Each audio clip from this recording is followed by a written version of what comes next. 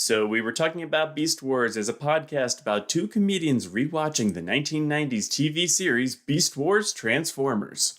Although we are discussing a children's television show, the podcast itself is not intended for children.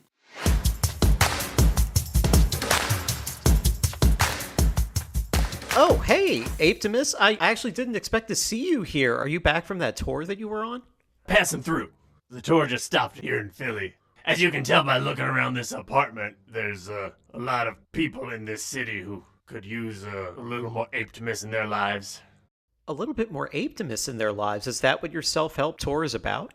Yeah, I don't know if you've heard, I'm now a self-help gurulla. I'm trying to help people be less like themselves and more like me, which is to say, something worth being. Oh, wow. That's true. I would certainly never disagree with the self-help gurulla. Now, what people try to do, or what I've seen in some of these circumstances, is a self-help gurulla will try to come up with some sort of system or framework. Do you have the Apetimus method or the Apetimus system or the primal Apetimus diet, something like that? Yeah, I'm not like a lot of those others who are gonna bother with worthless stuff like a hierarchy of needs or being in touch with your inner feelings.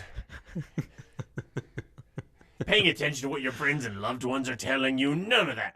I boil it down to a simple Apetimus threat level. On a scale of 1 to 10, what's your Apetimus threat level? The higher the number, the closer you are to achieving your full potential.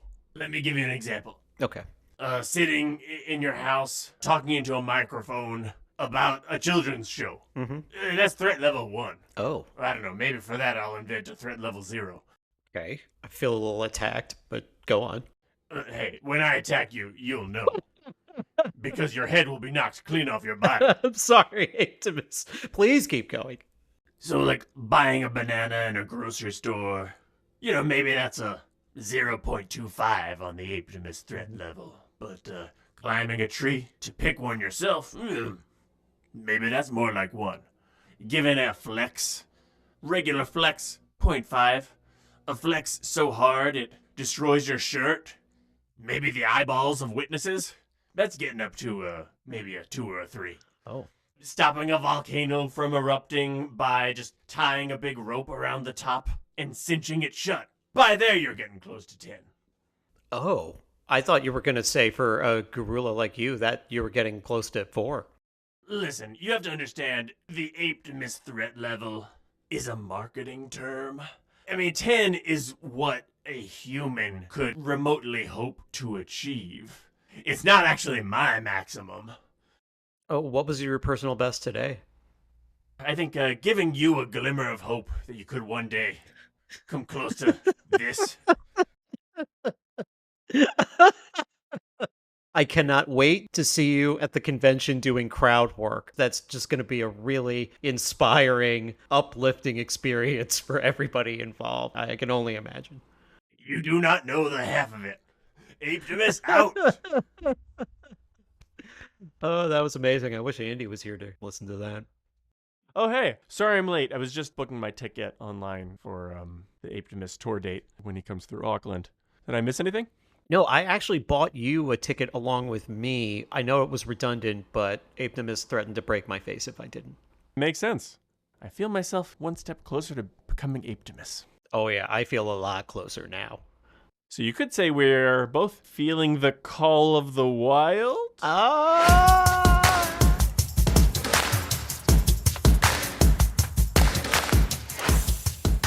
So, we were talking about Beast Wars. Hi, everybody. Thanks for joining us. I'm Andy Hunter. I'm Phil Thomas. Beast Wars Season 1, Episode 19, Call of the Wild. When the Maximals are forced to remain in their beast modes 24/7, the beast starts taking over. This episode was written by Bob Forward, one of the 2 co-head writers of the show. We've had a string of episodes by Bob Forward or Larry DiTilio, the other head co-writer, I think, going back as far as The Spark. It's been one of the 2 of them. Yeah, those episodes are real treats. There's always something a little unexpected in them. Yeah. The episode starts with a cheetah chasing a deer. Another instance, we talked about this last episode, of an animal CGI model being created that isn't a reused beast mode.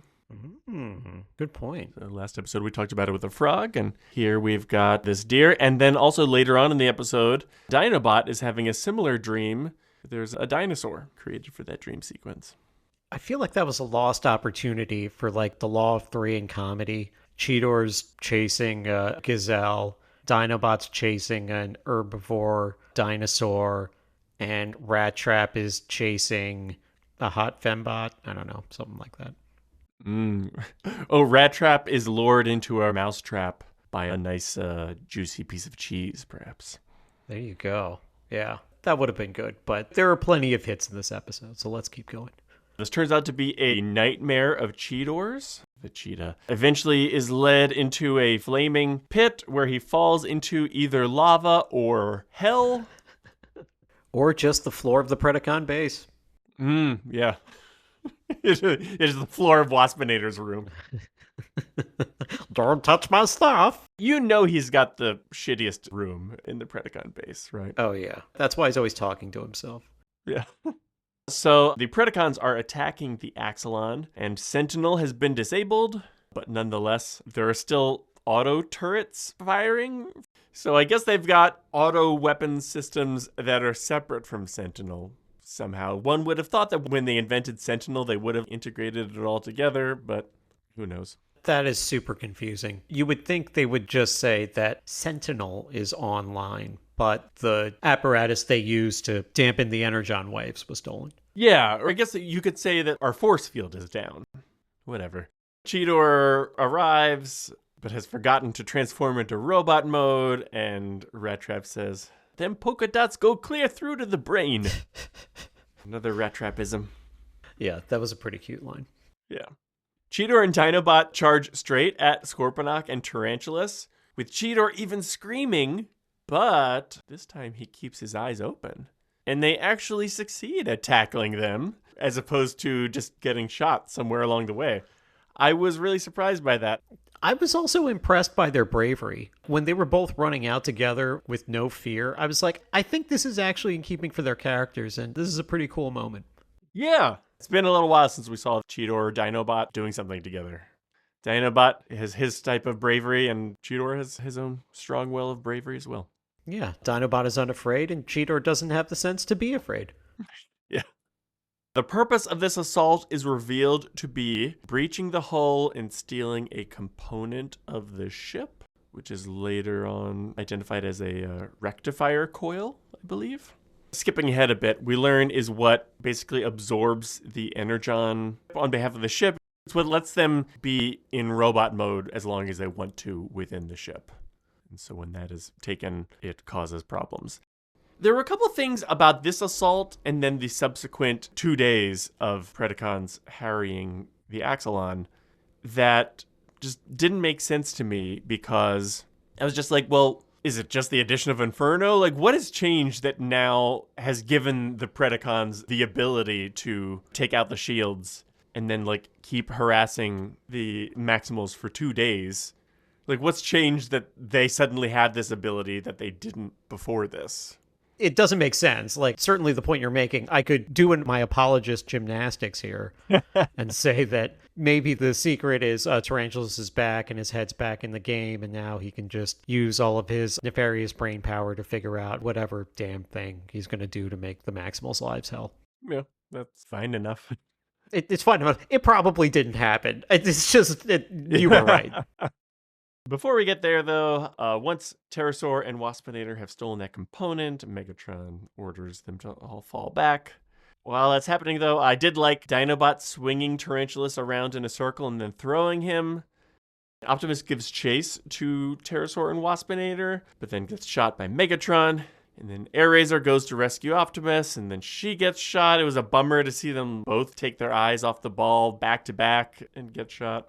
Yeah, I'm really getting more and more sad. Just every time the Maximals engage, they immediately get shot in the back. But it was cool that Airazor saves Optimus.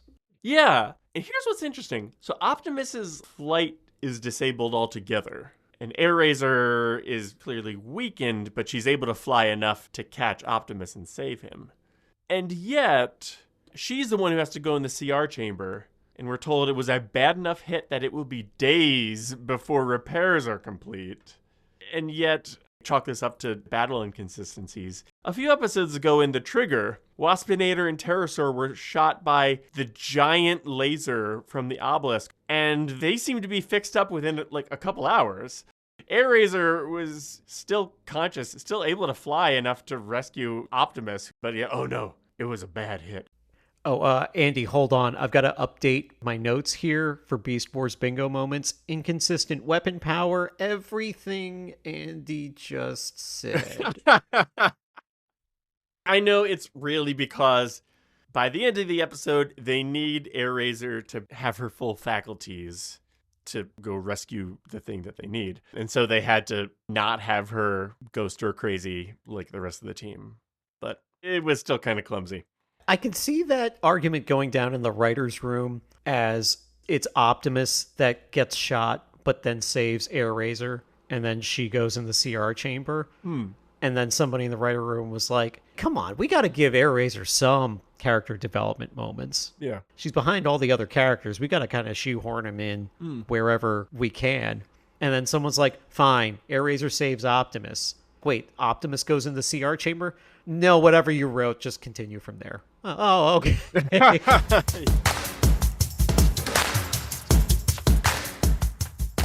So as we said, the component that was taken was the rectifier coil. So now that the base is not protecting them from energon buildup, they need to stay in their beast modes indefinitely. The Predacons continue to harry the Maximals for the next 2 days, which has kept them from being able to sleep. Like we said before, how are the Predacons doing this? Are they taking shifts? It's not clear why they suddenly have the ability to just keep the Maximals perpetually on the back foot. Yeah, okay. I was so confused by this sequence. I did not understand what was happening. It's like they haven't slept in 2 days. At first I was like, can they only sleep in robot mode? So they can't go into robot mode so they can't sleep? Is that it? And then I'm like, wait a minute. Oh, and then it's the Predacons are harrying them. Everybody knows you sleep in shifts, right? That's what we do in D&D. Yeah. Yeah, like I don't know why some of the Maximals can't be sleeping while the others are manning the auto guns or whatever. And one other point here. How does the beast mode, robot mode recharge work? Because they could be out in the field and they have to go back into beast mode. But even when they're out in the field, if they're in beast mode for a certain amount of time, they're good, and then they earn a little bit more time to go back into robot mode. So, like, there are periods during this day or 2 days where even though there's no field damper, they can go into robot mode for, like, a few minutes and do what they need to do, you would think, right? Yeah, and at one point it seems like they try to explain it, because Rat Trap is like, oh, I hate working with these short arms, why can't I transform? And Optimus goes, because then if we have to go fight, you'll be on a shorter timer, basically. Which is still, though, really like, I don't know, I guess Optimus is like, you're getting by, so it's not worth being on that shorter timer just for the sake of being a little bit less aggravated. But I don't know, presumably Rhinox wasn't getting anything done while he was in beast mode. Was Optimus allowing him to transform for a couple minutes at a time to push buttons? Or maybe they finally realized that, like, straws exist or something. And so Rhinox just had to hold a straw in his mouth and, like, poke one key at a time. Yeah, he doesn't have some sort of elaborate rhino mode gadget to help him do that. Yeah. Okay, so in Monster Hunter, and I'm sure in a lot of video games, you have capes, and the capes have special abilities, and they have cooldowns. So you put the cape on, and it can last for 90 seconds, and then you take it off, and it has a recharge time of 180 seconds or something like that, right? Mm-hmm. But if you put the cape on for 5 seconds and then take it off again, you don't then get to use it for 85 seconds again whenever you want. Mm. Like, that's it. You now have to wait 180 seconds for the cooldown to come back. Mm. So this is me doing my best impression of you. So if beast mode, robot mode works like that cape, then Rat Trap, if he were to go into robot mode, even for 5 seconds, he would then have to spend an hour back in beast mode. And that's where I think Optimus's argument holds up. But if he can just very briefly go into robot mode, the way you would use your phone when it's low on a battery and, you're charging it, you take it out of the cradle to do something and you put it back. Yeah. One of those works, one of them doesn't. The whole thing is very confusing to me. Yeah, everything we've been shown so far indicates that it is more like a battery. But, whatever, the episode needs them to be in this condition.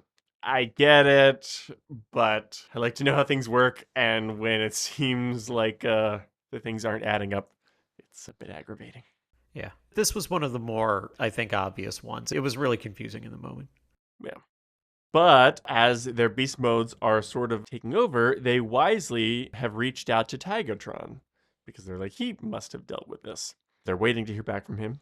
And it made me think, wait, so do Transformers who stay in car mode for too long start to think they're a car? Tigatron later says, on this planet, we're not merely robots in disguise. So, I guess it's a quirk of this mysterious one hollow-mooned planet. Eventually, the Predacons leave them alone long enough for the Maximals to go to sleep for a bit. They each have their naps where they are having dreams of, in the case of Cheetor and Dinobot, it's hunting. In the case of Optimus, it's swinging from a vine. I did like how he was napping in that sunroom of his on at the top of the ship. That was an interesting room. I only saw it from the doorway and I couldn't quite make out what was going on in there. But you probably put together that it's a room that we've seen before. Yeah, it was one that I recognized. But I don't think it was the same room from when he woke up in guerrilla warfare and Dinobot had left that Venus flytrap looking plant in the pot for him. So I guess Optimus says 2 rooms, maybe. He has some sort of conservatory room. What did you call it? Yeah. It was like a sunroom. Hard to tell, wait, is it just he's set up a little lounge just on the exterior of the ship, or is it just like a glassed dome on top of the ship? I don't know. He built his own 3-season room on the Axelon. Yeah. So then eventually they all wake up, but their beast modes have just truly taken over. Dinobot is hunting Rat Trap.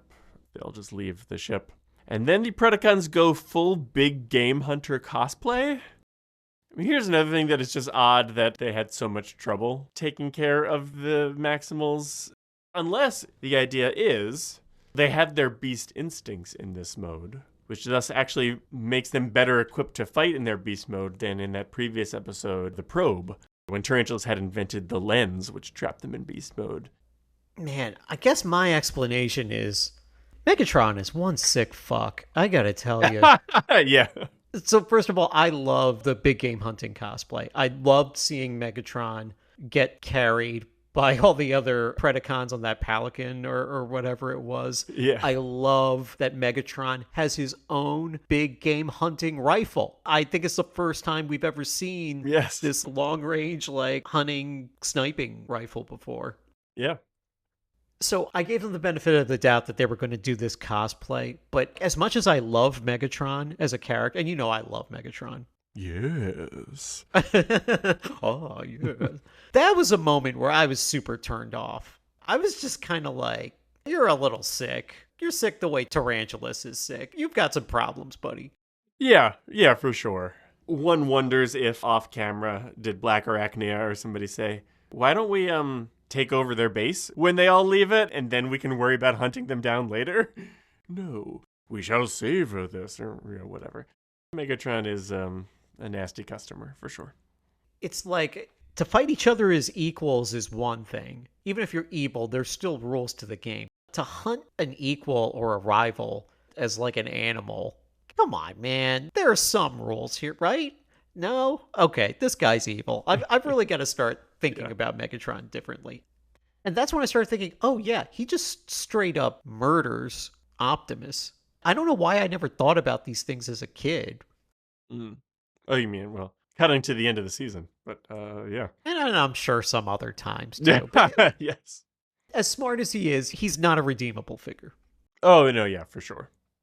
But he's got that smarmy charm. David Cage does such a great job with his voice. I can easily picture Megatron with the exact same dialogue not being as enjoyable of a character if he were played differently.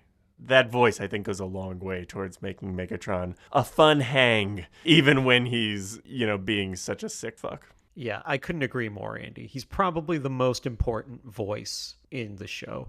Yeah, could be. Another thing of somebody being a sick fuck, Pterosaur during the sequence says, hunting from the air with automatic weapons. Now that's a sport. And this was years before Sarah Palin did that on her reality show. Oh my God. So the way I took that was that was a direct shot at actual big game hunters in life and like showing kids that from a conservation standpoint, there's nothing redeemable about hunting animals that way. Yeah, I think this episode very much tried to say that using guns to shoot animals who are just being animals, there's no sport to that. Yeah, it makes you look like Pterosaur, so think about that. Yes. So meanwhile, Tigatron has arrived, and Airazor is now out of the CR chamber. Had Megatron only taken over the base while he had the opportunity, this wouldn't have happened. Tigatron fills Airazor in. She goes off to the Predacon base to retrieve the rectifier coil. She realizes nobody's there except for the automatic weapons, so she dives like falcons do. That's the fastest animal ever recorded is falcons diving. And then she uses that speed to propel herself into basically a sonic boom. Like she transforms during it and then uses her extra robot mode oomph to take out the weapons, get past them. And she's also savvy enough to know that the rectifier coil itself must be booby-trapped. So she takes out that trap before she retrieves it. Before she dives, she says she stoops to conquer, which is the title of an Irish comedy play originally performed in 1773 and has since been adapted into movies multiple times. So I assume it was a reference to that. Can I point out another movie reference? Yeah. So I took the booby trap was another reference to, Indiana Jones movies. Oh, yeah, definitely. The way Airazor was like reaching out to touch it, but not touching it yet because she knows there must be a booby trap somewhere. And I enjoyed the turn that she just subverted the traps and then left. Yeah. And meanwhile, Tigatron is one by one collecting all of the Maximals. I love how he just like stares them down in his beast mode, and that kind of like gets them to follow him. Yeah, I will say Tigatron was not a bitch in this episode. Nope. In fact, he really redeems himself at very quickly establishing dominance. Yeah. The way animals do several times. I thought that was very cool. Agreed. Then once he has gathered them all, he gives a speech about how they need to accept that their beast modes are part of them. This is where we talked about before. He specifically says, previously we were just robots in disguise, but on this planet, we're different. Maybe we're meant to believe that the Beast Wars is the first occasion where, at least on a long-term basis, that Maximals or Predacons have taken animal forms. Do you think it's an experiment? Oh, like that it's a relatively new thing that Maximals and Predacons can take animal forms? Yeah, and I don't know, maybe they're a research vessel. Maybe they were going to experiment with going to a world and taking on beast forms, or maybe part of their mission was to explore taking on a variety of different beast forms of other animals in the galaxy. And then just by virtue of the fact that they got into this fight with Megatron, they all out of desperation had to try this. Maybe. That would work for the Maximals on their own. It doesn't explain why the Predacons also are like, we also happen to have this new experimental technology of being able to do beast mode, I guess I was maybe implying that it was experimental for Cybertronians in general. I could buy that. I think at some point they refer to the Great Reformatting, when basically the Autobots and Decepticons turned themselves into the Maximals and Predacons. And it's not really clear when that was. And they never really say, is this the first time Maximals and Predacons have ever taken beast modes or not? Yeah, I was just wondering, is this maybe just the first time that they've ever done it long term? Are usually Maximals and Predacons are able to Yeah, we do a mission for a couple of months as beasts or whatever, and then we go back to Cybertron and return to our usual robot selves or something. Or instead, maybe it is just a new thing in general. Like maybe they do it temporarily. That makes sense. Maybe they do it for a mission, or maybe they just do it for one night to go to a kinky party, and then the next night they just pretend none of that happened. What happens in beast mode stays in beast mode.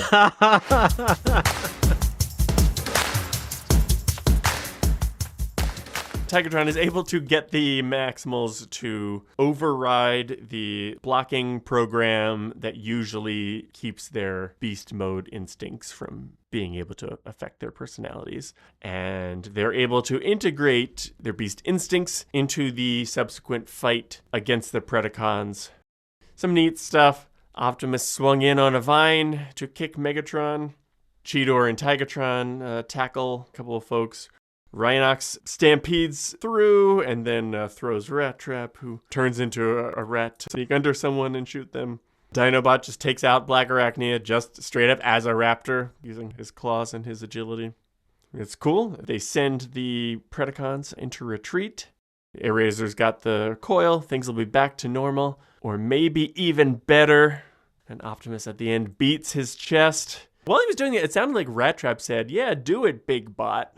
I don't remember him ever calling him Big Bot before. That's a Cheetor thing, right? Yeah, it's usually a Cheetor thing. But he was so dominant now that even Rat Trap had no choice but to admit it. Oh, yeah. Do you think Optimus... How high do you think he got on the Apetimus threat level scale? Pretty high. I know in some other episodes we've equivocated, or maybe just me, have equivocated that Optimus has gone full Apetimus at times. But one of the things that we argue about Apetimus is that he's at least 30% Macho Man Randy Savage. Yeah, for sure. So like a pro wrestler. So Optimus just going up to Megatron and not even using any of his munitions and just picking him up over his head and body slamming him the way a wrestler would. Yeah. I mean, that's a statement. That's an Apetimus move for sure. I think he might have very briefly touched 10 just for a few seconds there. That's definitely a flex. I can't tell, would Apetimus have then, finished the job and made sure that Megatron did not walk away from that fight? Yeah, he probably would have done a lot of other things, for sure. I agree with that. And also, even in general, I was a little surprised. Dinobot takes out Black Arachnia and then just kind of snarls at her. Whereas if he's really letting his beast instincts inform him, you'd think you'd tear out her throat or something. And I know, of course, they're not going to have a lot of that happen on a kid's show. But it still is we will let our beast modes guide us to the exact same conclusion that our fights usually reach. Well, yeah, that's true. You could argue there's a parallel between the last full Apetimus moment where Optimus goes into the Predacon base and then Megatron appears to him in beast mode with the antidote. Yeah. And they need to do that for the plot because Megatron has to remain in beast mode for the whole thing at the end to work. But one of the arguments I made is that it's such a show of power and a flex to cower over your opponent in beast mode while they're in robot mode, because that's how much dominance you feel over them in that moment.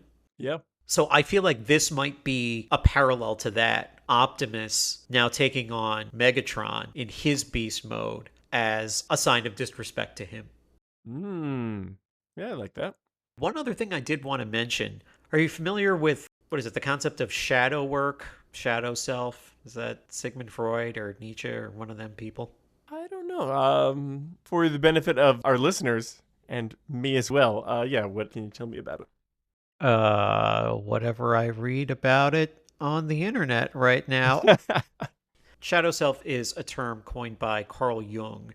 It's kind of a yin and yang concept where there's the part of you that is like your agreeable societal self, but then there's a part of everybody that has some sort of repressed primal urges. And when people completely bifurcate those parts of themselves, that's when people start running into weird trouble, feeling like they're living a lie or denying that there's that part of them. So in that theory, he says that you have to make peace with your shadow self, accept that this is part of you, and you need to manage the relationship between these two things in some way to be a healthy adult. So when I saw all of this taking place, I thought that Tigatron was taking the part of the enlightened being who is educating the Maximals on their shadow selves and how they have to make peace with that. Yeah, that makes sense. And in this episode, they did drop centuries-old literary references. I would not be surprised if they were also thinking of that element of psychology. Yeah, completely agreed. Some parts of the episode reminded me of Carl Jung, and some parts of the episode reminded me of Macho Man Randy Savage. Yeah, especially when at the end of the episode, Optimus just snapped into a Slim Jim.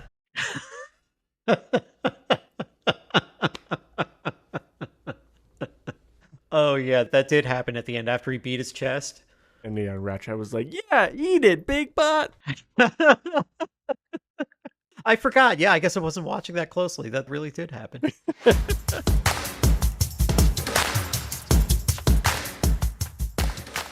Should we do some Beast Wars bingo? Absolutely.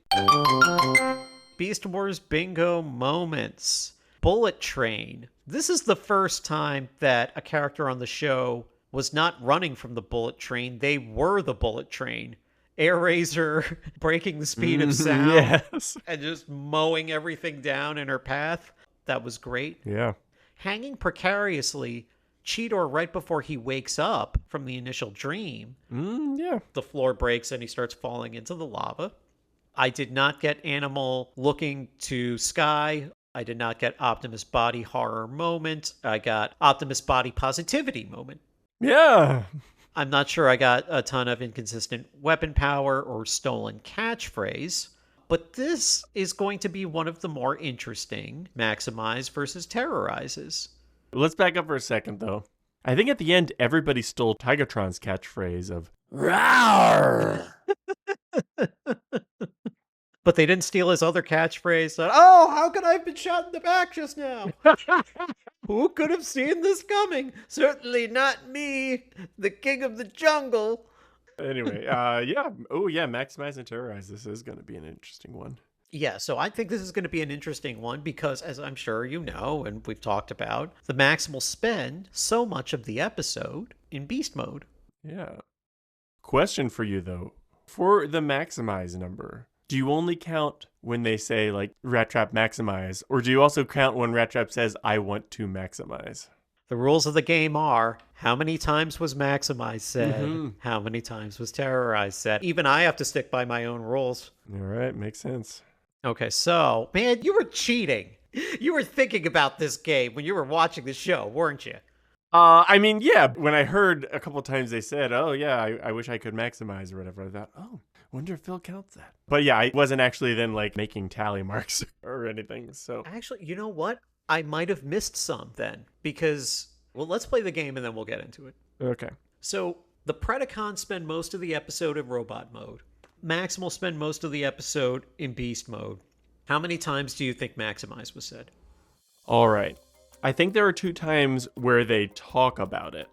Cheetor shows up in the beginning and he's in beast mode, and Rattrap says, why don't you maximize?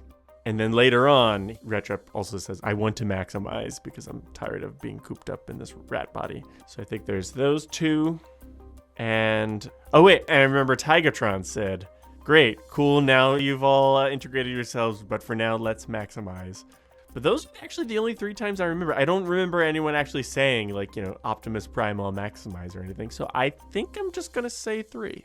Okay. You got the most difficult ones. Good job. Rattrap does say maximize in passing twice. Tigatron does say, let us maximize, not as a command, but as an invitation, conversationally. Yeah. So that's 3. The first person who says maximize is Cheetor.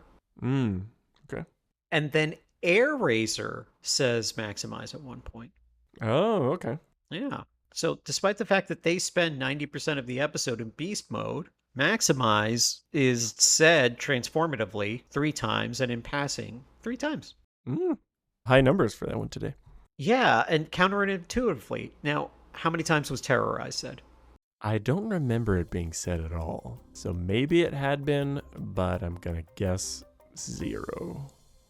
That's correct. Terrorize was not said in the entire episode. Despite the fact that they spend the whole episode in robot mode, and the Maximals spend 90% of the episode in beast mode, Maximize is said 6 times, and Terrorize is said none. Makes no sense. Yeah. Well, I guess when you think about it, like, once you put your shoes on, even if you're wearing your shoes all day long, you then put your shoes on 0 more times the rest of the day. So I guess the Predacons had already said terrorize before the episode started. And likewise, you don't say maximize unless you're already in beast mode. So I guess it makes sense that the Maximals then had a high number of saying maximize because they were in beast mode. I think that pans out. I think you're right. Well done. All right, so that's all we have for today. Thank you all for listening. Please subscribe wherever you get your podcasts, and please spread the word. Reach out to us at beastwarstalk@gmail.com, especially if you have a question for Apetimus, and he'll answer it on the podcast. Nowadays, he's handing out life advice all over the place, so he'll be happy to answer your questions. You can find us on Instagram and YouTube. Until next time, I'm Andy Hunter. I'm Phil Thomas. And now we have talked about Beast Wars.